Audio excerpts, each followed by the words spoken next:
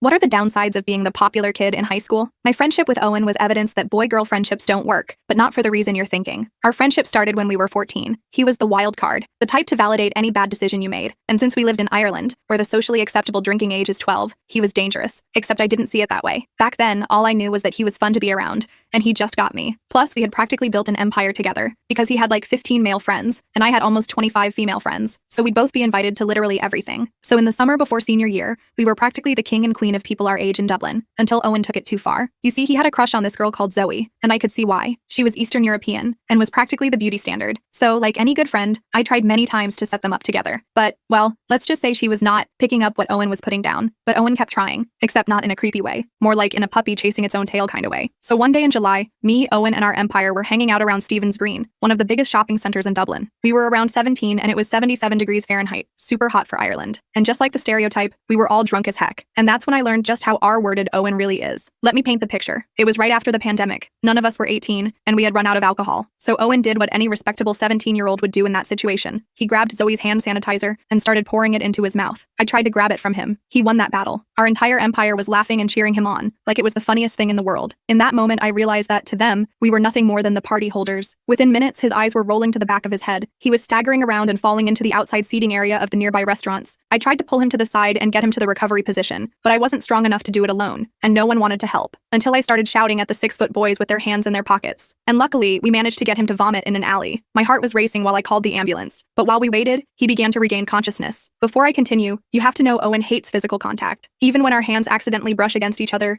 he does a dramatic full-body shiver and his face contorts into disgust. So when his first words after regaining consciousness were him asking me to spoon him, I almost threw up in my mouth a little. But then I thought about his family that, aside from monthly cash payments, abandoned him in Ireland to start a new life in China when he was just 13. So, mostly out of worry and pity, I did it, especially since his skin was getting significantly colder, and I wanted to make sure he survived. After an hour had passed, me and Owen found ourselves still waiting for the paramedics, and by this point, he was using what little energy he had left to push me off him and beg me for a cigarette. I still remember the 17-year-old look of desperation in his eyes, and if I'm being honest, how annoying he was being is what made me finally give in. When he took the first puff, a smile plastered on his face. He looked like a terminal cancer patient being told they're in remission, but halfway in, he was staggering again. I rubbed my temples together and tried to remind myself that his home life was even worse than mine, that he was just trying to cope, until he threw up again, because mixed in with the bile was red, like a lot of red, and the paramedics made it even worse, because when they arrived, they refused to treat him. "I'm not treating another substance addict," one of the ladies said, laughing. Another one just stood there waving at him, "Sayonara, Asian boy," before driving away. Owen started shivering and tears were streaming down my face. I couldn't call my parents because I knew they would injure me and kick me out of my house. What I did next is something I still keep a secret from everyone, including our empire.